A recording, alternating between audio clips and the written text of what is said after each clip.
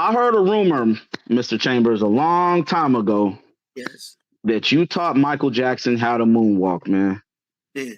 Okay. Is that true? You I'm ready? ready. I'm ready. Here's the bombshell. First of all, for the record, I got in that whole loop from this guy. One of my first jobs was with a man who worked with Michael, and Michael Jackson and him will We Are the World. Lionel Richie. Okay. Richie, for the record, Lionel Richie hired me in the video all night long as a principal, not an extra. A principal dancer. Lionel is not a dancer, but he was dancing on the ceiling later on. So the point is this. When I came into Mr. Jackson's life, he had already been from the Motown family with Tito, Randy as the Jackson 5. As he was getting older, if you look back at Michael, in the disco era, he had started experimenting with the robot. She's a dancing machine. I mean, he had the robot unlock his way. He did it really fast, but not like Slim the Robot on Soul Train. So he was trying to understand street dance. And it's interesting because I came into his life. I did a Channel 7 interviewed some dancers who were on Hollywood Boulevard, and I was one of the people that was featured on a news spot.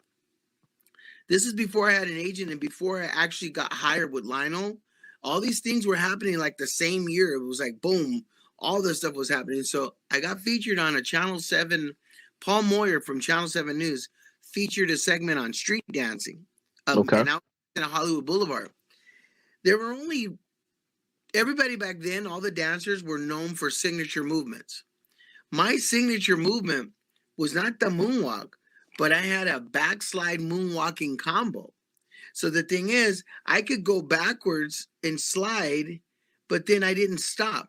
Once I slide, I started orbiting, going around circle. So when Michael Jackson he always likes his close-ups. So the thing is, when he saw that, he sent somebody out. And remember, the Jackson camp was very secretive back then, right? Right. Encino, California, in the Jacksons, right? You had to be somebody to kind of get back there, right? Yeah. You had to know somebody really big to get into their house. Right. So I was like, okay. So we were dancing. When I say we, me and my former electro rock Breakin alumni, Poppin' Taco from Long Beach, California. Rest in peace. Him and I were invited to do like a makeshift audition at the Jackson's house. And remember, their father was the control freak. So what happened at the Jackson's house stayed at the Jackson's house. So they invited us there to kind of get an idea of what they want to learn or whatever. And it's interesting because we were just kids on the street dancing in ciphers, right? Like club kids. Right. So obviously we didn't have a manager and agent. So Joe was a serious businessman. Mm-hmm. So we got in there and we started dancing. Joe was whispering to Michael, and I know he was telling him, learn it, because we didn't have an agent. We didn't do movies. We were just on the streets. But Joe knew we were on the brink of something big, but they had the power to go global. So the thing is, Joe was whispering to Michael as me and Bruno are showing off and doing our audition. I was looking at Joe, and Joe was whispering to Michael. And Michael's like, and it's interesting because I know he told him, learn from that guy and learn from that guy, because he knew that Michael was going on his solo tour. Michael was always the star and always doing solos. So it makes sense. Bruno had a whole different style because here we go. You ready? Bruno was a Tex-Mex. Not all Mexicans are the same. Tex-Mex are like Selena. Hey, y'all, down there in Abilene. And Right. Kind of have that southern drawl. Yeah. The southern drawl. You just cook a brisket. Well, yeah. So Bruno's family, they lived in L.A. in near the seaport, Long Beach. But we always were scratching our head because they didn't sound like the homeboy, or they didn't sound like from Mexico. They sound like Freddie Fender. Hey, baby, ¿qué pasó? They had that Tejano accent. So the thing is, Bruno, when his family, Papa Taco, when they settled down in Long Beach, they got introduced to a black experience because the Electric Boogaloos from Soul Train and all the pro-black people and the movement, a lot of those people went to Poly and Jordan High.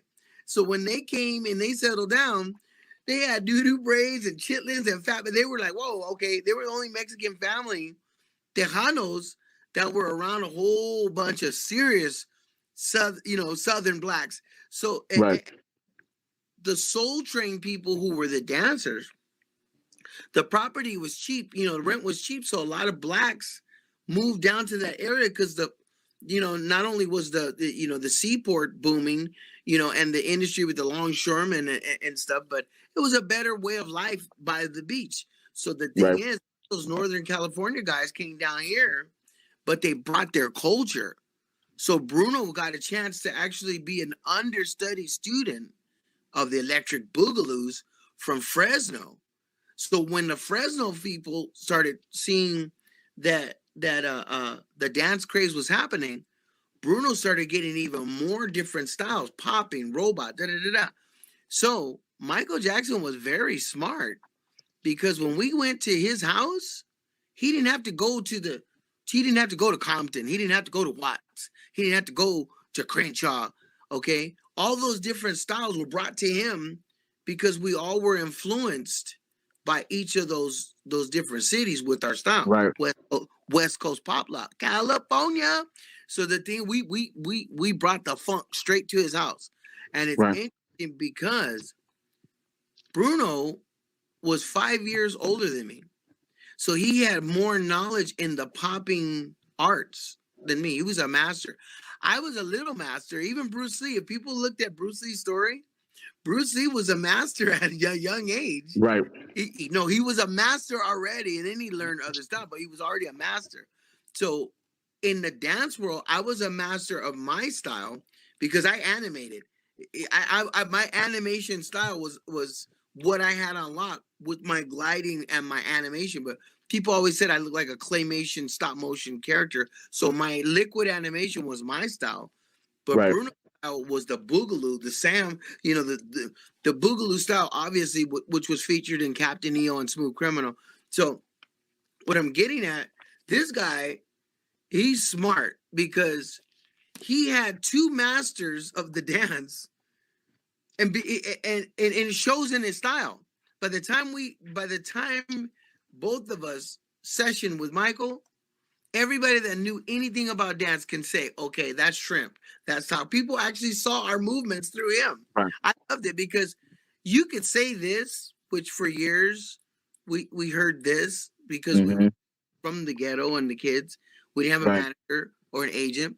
Every single time Michael Jackson danced, Jeffrey Daniels. Right. Oh, God, I was getting so tired of that. But I knew that was an uphill Hollywood thing because if you work with somebody and you know it in your heart, but you don't have a legal manager or you don't have a trademark where you could fight that in court and still be right, but you ain't got all the P's and Q's. So I understood how important this is a bomb for new choreographers and new people to try to trademark or try to get your credit out as much as possible. It's hard to kind of patent dance steps.